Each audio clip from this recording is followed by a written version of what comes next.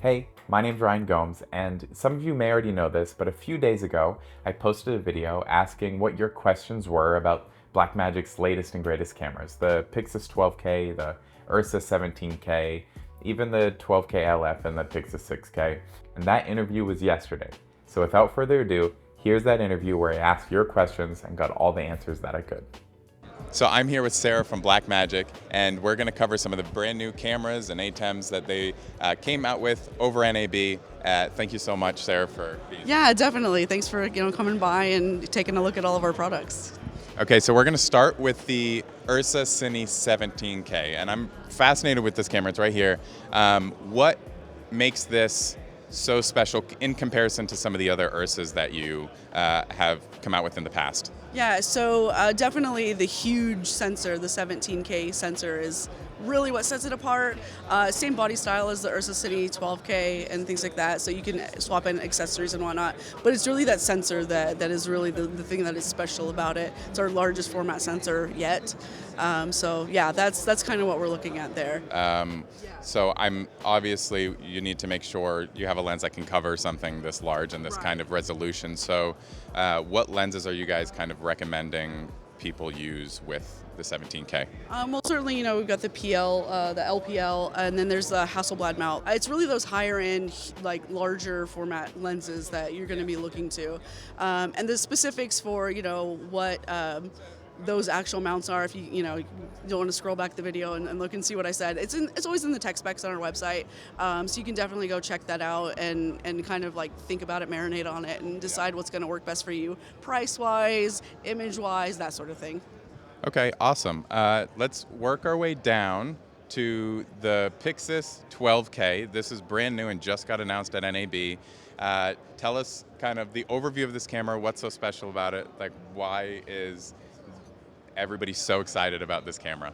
Right, so it's a 12K sensor. It's actually the same sensor as our Ursa Cine 12K. So definitely that's special about it. We released the Pixus 6K last year, and everybody likes that box style format.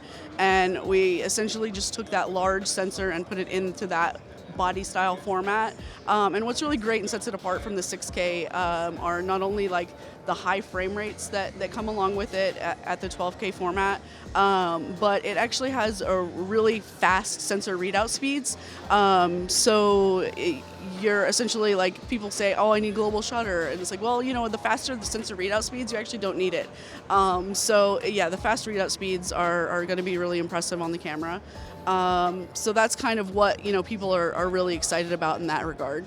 So in comparison to, let's say, the Cine 12K where the sensor came from, what is the difference? Like, what are the trade-offs? Obviously, it's a smaller body, a little less power in terms of frame rates, and is the sensor readout the same? Is the dynamic range the same? Like, give us that kind of comparison. Yeah, so those sorts of specs, like the dynamic range and the readouts, that's all going to be the same. Where we kind of, whenever we created the Ursa Cine 12K, we really wanted to make the best camera that we could possibly make. And it was like, money's not an object kind of thing. But not everybody can afford like several thousands of dollars in a camera. And so it was really about getting that sort of image quality into something that more people can access.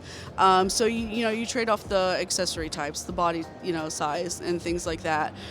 You trade off the media that you can write to. With that Ursa Cine 12K, you've got the media module that you slot in, whereas with this, you've got the CF Express or SSDs on USB.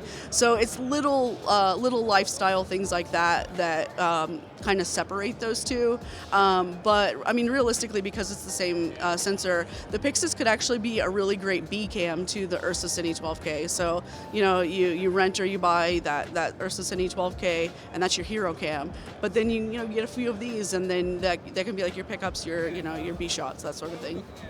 So we're here with the ATEM Mini Extreme ISO. This is the second iteration of this, and it looks just so much more akin to some of the higher end ATEMs. So can you tell us a little bit about it and what are the big upgrades? What are the things people should be looking forward to when it comes to this new ATEM? Okay, yeah, so you're right. It is kind of like a hybridization, I guess you would say, between the original ATEM minis versus some of our like the 1ME, even the new micro. The A10 panel that we came out with last year, the button feels are going to be the more plastic, or as opposed to the gummy feel, that sort of thing. And so yeah, so the A10 Mini Extreme ISO G2, which is its new name because it's a generation 2, it still has, you know, your 8 HDMI inputs that you had in the original, but there's an additional SDI input so that you can actually do MADI audio. So that's going to give you an additional 32 channels of audio. And speaking of audio, the connectors on the back side have been upgraded as well. With the original A10 Mini line, you've got the 3.5 millimeter like headphone jack style inputs, whereas this is an XLR quarter-inch combo input, so you can use more professional audio connections on this guy. There's also 3 HDMI outputs on this, as opposed to, I believe, the previous generation was a 2 output. So you can send to more destinations. There's 16 ways, a 16-way combination or multi-view configuration that you can do. So you can have just your audio up on one. You can have, you know, your regular multi-view, your stream, or your record status, that sort of thing. So you have a lot of different combinations you can do with your multi-views to give you just more information while you're working on it. Let's see what else. There's actually also a Thunderbolt connection on this this little guy, and what that's going to allow you to do is, if you're familiar with the DaVinci Resolve Replay that we announced last year, this is actually going to substitute in for like the I/O device that would talk to DaVinci Resolve. So you no longer need like that, either that Ultra Studio, you know, 4K, or the media player, that sort of thing. So this is kind of an all-in-one sort of solution. Makes it all portable, so you can, you know, be on the go, throw it in your bag, pull it out, and then you're ready to do your job. That's great. All right, thank you so much. This was incredible. You guys have come up with so many cool things that I can't wait to get my hands on. Yeah, definitely. So thank you so much, Sarah. I appreciate you. Yeah, it was really great talking to you. I hope your viewers, you know, enjoyed the video, and thanks for checking it out. And if you have any more questions, just go to our website, blackmagicdesign.com, and reach out if you have any questions.